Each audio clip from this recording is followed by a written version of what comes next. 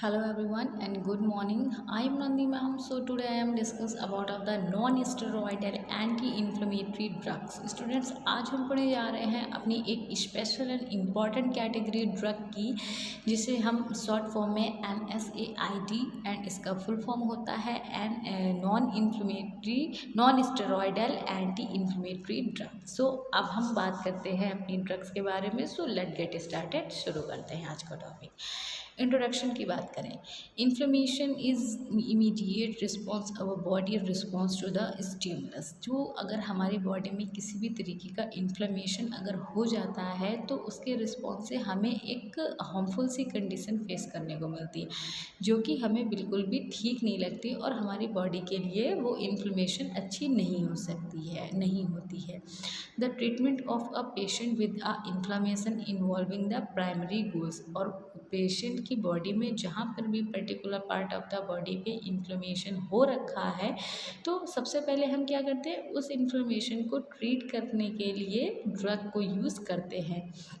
और क्या करते हैं, उसको हम हमारे उसके दो गोल्स होते हैं, प्राइमरी गोल्स। फर्स्ट क्या होता है, relief of a symptoms and maintenance of a function, कि जो भी हमारे इन्फ्लेमेशन हमारी बॉडी में अगर हो गई है तो उसके सिम्टम्स से हमें रिलीफ पाना और उसके फंक्शन का मेंटेनेंस करना। Usually the major counting complaints of the patient, slower of the RS tissue damaging process, क्या होता है, reduction of the inflammation and non steroidal anti inflammatory drug often result and relief of the pain of the significance period. यानी कि हमारी body में अगर किसी भी तरीके का इन्फ्लेमेशन है तो उसे रिड्यूस करना, उसके साइन एंड सिम्टम्स को रिड्यूस करना, इन्फ्लेमेशन को ख़त्म करना, यही तो हमारी ड्रग होती हैं जो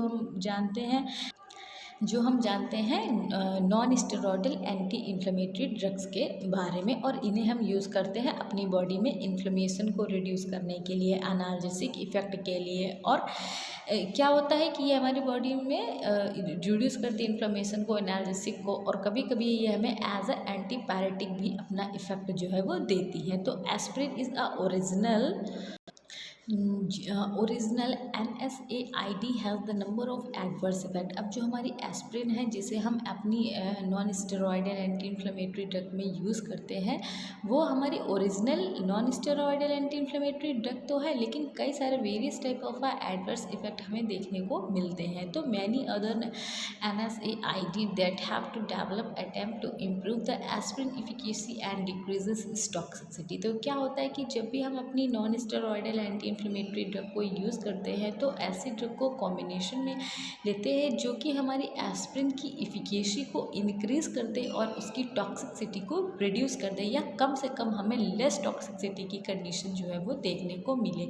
although there the many different of kinetics, the NSAID they have the general property in a common, more or well absorbed. The food does not subsequently change the bioavailability. Most of the highly metabolized by the phase followed by the second mechanism। अब जो हमारी non steroidal anti inflammatory की drugs होती हैं, उनकी general property होती है कि वो हमारी जो उनकी जनरल प्रॉपर्टी हमें ये देखने को मिलती है कि मोस्ट और वेल एब्जॉर्ब, वो हमारी मोस्ट एंड वेल एब्जॉर्ब हो जाती है। फूड डज नॉट सब्सटेंशनली, कोई उनकी बायो अवेलेबिलिटी जो होती है वो नहीं चेंज होती है फूड के किसी तरीके के ऑल्ट्रेशन या चेंजेस के लिए।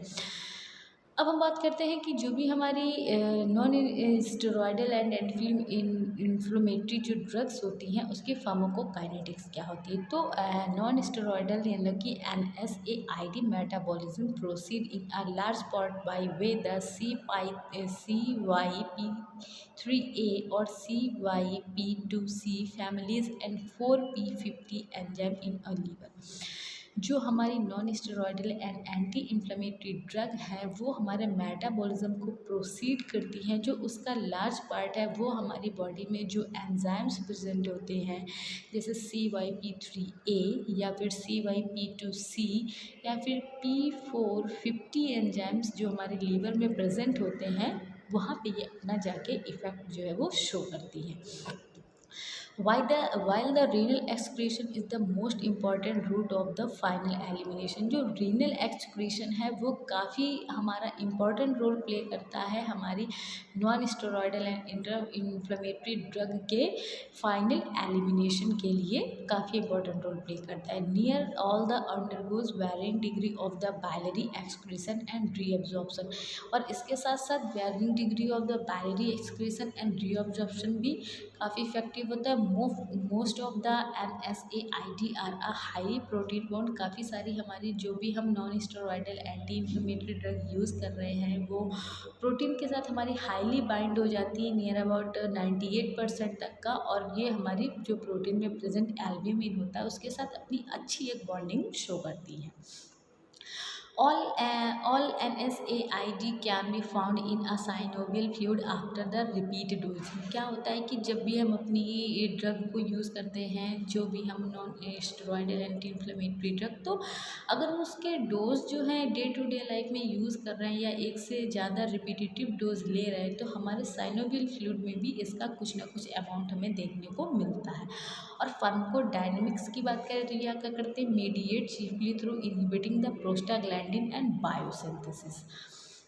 ये क्या करते हैं कि हमारे प्रोस्टाग्लैंडिन के बायोसिंथेसिस को इनहिबिट कर देते हैं जाके। वेरियस एंटी इन्फ्लेमेटरी मतलब various NSAID that have the additional possible mechanism of action show करते हैं इनहिबिशन ऑफ द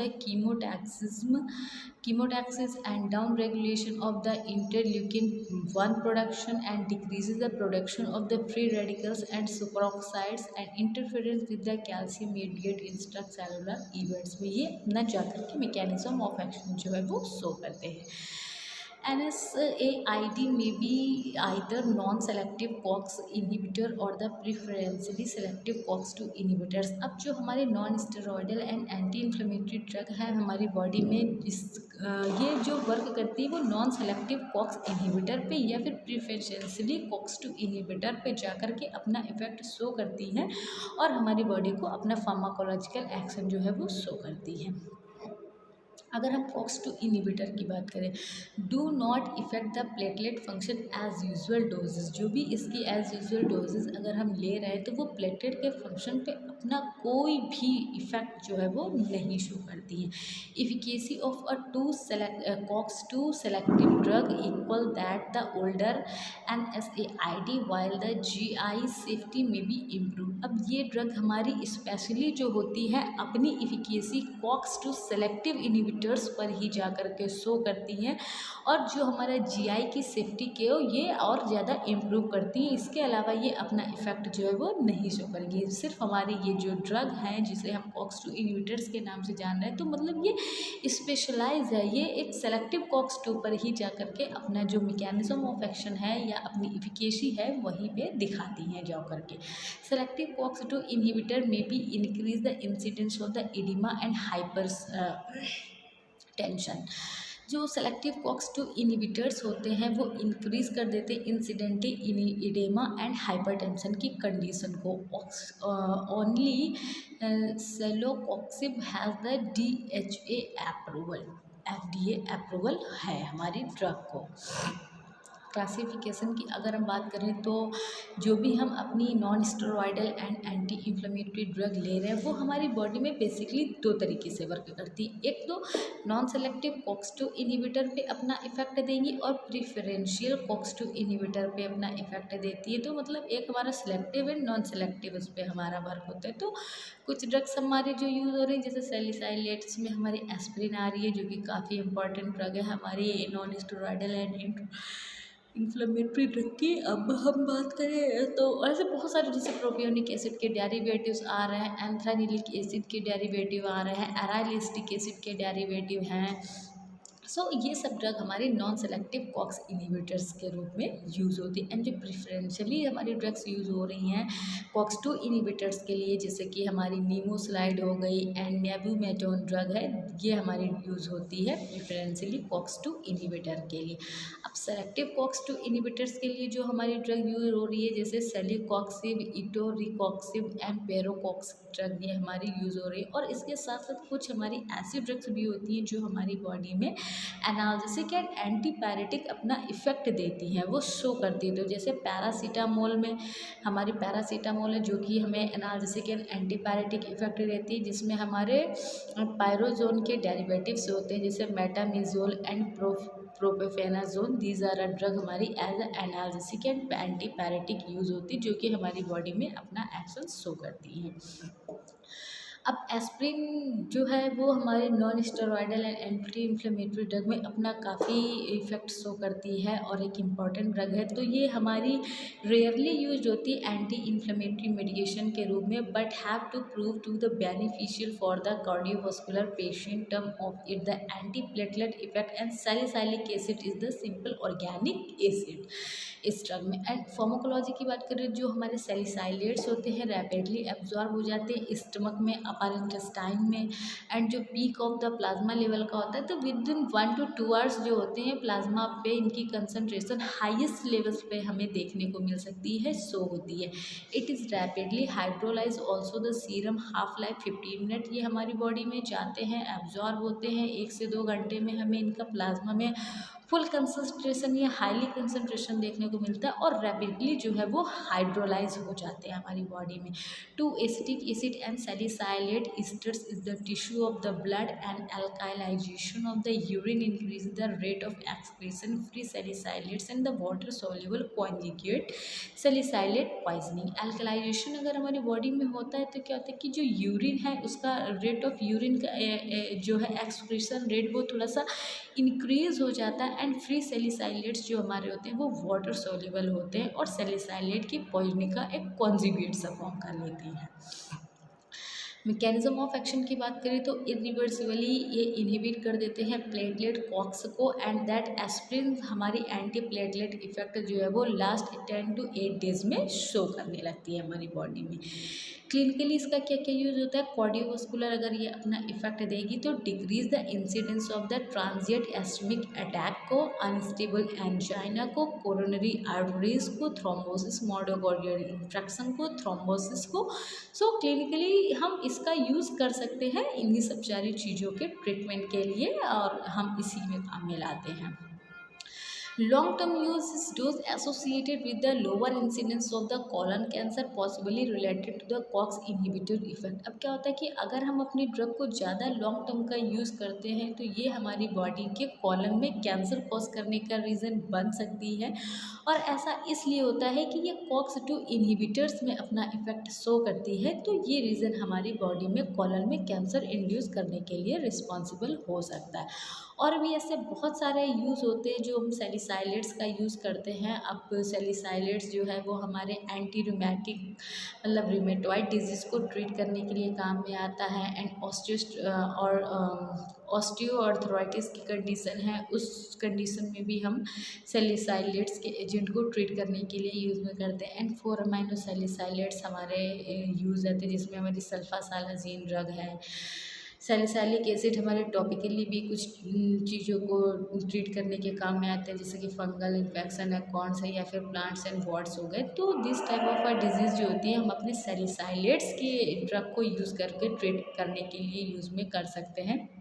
और जो कॉमन साइड इफ़ेक्ट है, एडवर्स इफ़ेक्ट है, उसमें हमारी atheromatic disease and the gastric upset, intolerance, gastric acid, duodenal ulcer, ये सब देखने को मिल सकता है। हिपेटोटॉक्सिसिटी की कंडीशन, अस्थमा, रैशेस, जीआई मतलब गैस्ट्रोइंटेस्टाइनल मतलब bleeding, renal toxicity and rarely हमें एंटी रूमेटॉइड डोजेस भी देखने को, एंटी थ्रोम्बोटिक डोजेस भी देखने को मिल सकती है। और जो कॉन्ट्राइंडिकेशन होता है वो हमारे हीमोफीलिया के जो पेशेंट हैं उनके लिए इस ड्रग का फुली तरीके से कॉन्ट्राइंडिकेटेड होती है और जो पेशेंट हमारे हीमोफीलिया से ऑलरेडी अफेक्टेड हैं हम उनमें अपनी इस ड्रग को नहीं दे सकते हैं। इसके बाद काफ़ी वाइटल एंड इम्पॉर्टेंट रोल जो ड्रग हमारी प्ले करती है non steroidal and anti inflammatory में, वो हमारी है paracetamol, acetaminophen diethyl activated metabolic of the phenacetin and central analgesic action of the paracetamol हमारा एक एस्प्रिन की तरीके ही इसका जो एक्शन होता है and rise in the threshold. It is the poor inhibitor of the prostaglandin synthesis, ये हमारी एक पुअर इनिबिटर होती है प्रोस्टाग्लैंडिन प्रोस्टाग्लैंडिन की सिंथेसिस के लिए peripheral tissue it is the more active of the COX in the brain. It is a good and promotingly acting antipyretic but negligible anti-inflammatory action. ये drug जो है हमारी antipyretic तो अपना इफेक्ट काफ़ी पॉजिटिव एंड अच्छा देती है, हाईएस्ट एफिकेसी देती है, लेकिन इसके अंदर एंटी इन्फ्लेमेटरी की जो प्रॉपर्टी होती है वो नेग्लिबल होती है, मतलब नेग्लिबल इफेक्ट होता है इसका एज अ एंटी इन्फ्लेमेटरी अगर हम देखें तो. बट हाँ, ये अपना इफेक्ट एज अ एंटीपायरेटिक काफ़ी अच्छा देती है, काफ़ी अच्छी इसकी एंटीपायरेटिक एक्टिविटी शो होती है हमारी बॉडी में. Analgesic action of the aspirin is a paracetamol is sedative. अब अगर हम फार्माकोलॉजी बात करें अपनी, तो पैरासीटामोल क्या कहती है, एक हमारी एनाल्जेसिक एक्शन देती है एस्प्रिन के साथ, एंड पैरासीटामोल जो अगर हम इसमें ऐड कर देते हैं तो well tolerated but not about the 1/4 is the protein bound. ये हमारी ओरली अगर हम देते हैं तो इजली टॉलरेटेड होती है, एंड जो 1/4 ड्रग का पोर्शन होता है सिर्फ वही हमारी प्रोटीन के साथ अपनी बाइंडिंग शो कर पाता है. It is uniformly distributed in a body. ये बॉडी में ईजिली तरीके से यूनिफॉर्म हो जाती है, मतलब प्लाज्मा लेवल कंसंट्रेशन हमारा पूरी बॉडी में इक्वल लेवल पे होता है, एक सेम अमाउंट में देखने को मिलता है. Metabolise occur mainly in a conjugation of the gluconic acid and sulphate. जो इसका मेटाबॉलिक इफेक्ट है, कॉन्जुगेशन है, वो हमारे ग्लूकोनिक एसिड एंड सल्फेट में देखने को मिलता है. और जो इसका प्लाज्मा टी हाफ है वो 2 to 3 आवर्स तक का देखने को मिल सकता है, and effect after and oral last 3 to 5 hours तक के लिए. क्लिनिकली अगर हम इस ड्रग के यूज़ की बात करें तो क्लिनिकली हम इसका यूज़ कहाँ कहाँ कर सकते हैं. One of the most commonly OTC drug for the analgesic headache and migraine. क्या होता है कि अगर हम इस ड्रग का हम इस ड्रग को एज आ OTC मेडिसिन यूज़ कर सकते हैं कि अगर हमें एनाल्जेसिक इफेक्ट चाहिए, हेडेक की कंडीशन है या माइग्रेन की कंडीशन है, तो इस ड्रग को आप इजीली जो है वो कॉमनली जो यूज़ कर सकते हैं. इसके साथ साथ म्यूकोस्ट्रक्चरल पेन एंड डाइसोमनोरिया की कंडीशन में भी, but is the relatively inactive in inflammation is a prominent.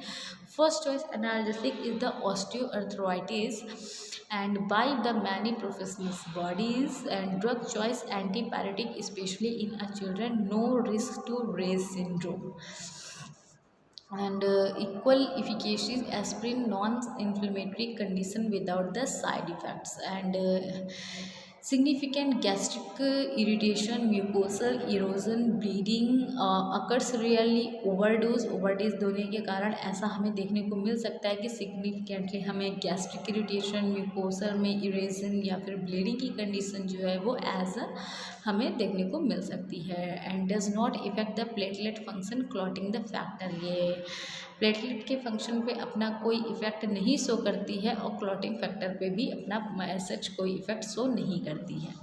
अब अगर हम इसके एडवर्स इफेक्ट की बात करें तो वैसे तो ये सेफ़ है, वेल टॉलरेटेड है, लेकिन इसके साथ साथ कुछ कंडीशंस हमें नॉजिया, रैशेज़ ओकेजनली देखने को मिल सकते हैं. और इसका इफ़ेक्ट जो है वो सेम हमारी non steroidal and anti inflammatory drug के तरीके ही देखने को मिलता है, जिसमें इम्पॉर्टेंट रोल हमारा प्ले कर रही है पैरासीटामोल ड्रग. तो ये कुछ केसेस में अपना एनाल्जेसिक, नेप्रोपैथिक इसका साइड इफ़ेक्ट जो हमें देखने को मिल सकता है. पैथोलॉजिकल लीजन्स देखने को मिल जैसे नेक्रोसिस हो गया, tubular atrophy followed the renal fibrosis की कंडीशन, या फिर एक्यूट पैरासीटामोल की पॉइजनिंग भी देखने को मिल सकती है, स्पेशली इन स्मॉल चिल्ड्रन जो बहुत छोटे बच्चे हैं उनमें. And hepatic glucuronide and conjugating ability जो है उन्हें देखने को मिल सकती है. सो स्टूडेंट्स, आज हमने बात की NSAID, मतलब वो ड्रग जिनके हम कहते हैं non steroidal and anti inflammatory drug. So I hope you are understood well, and thank you class.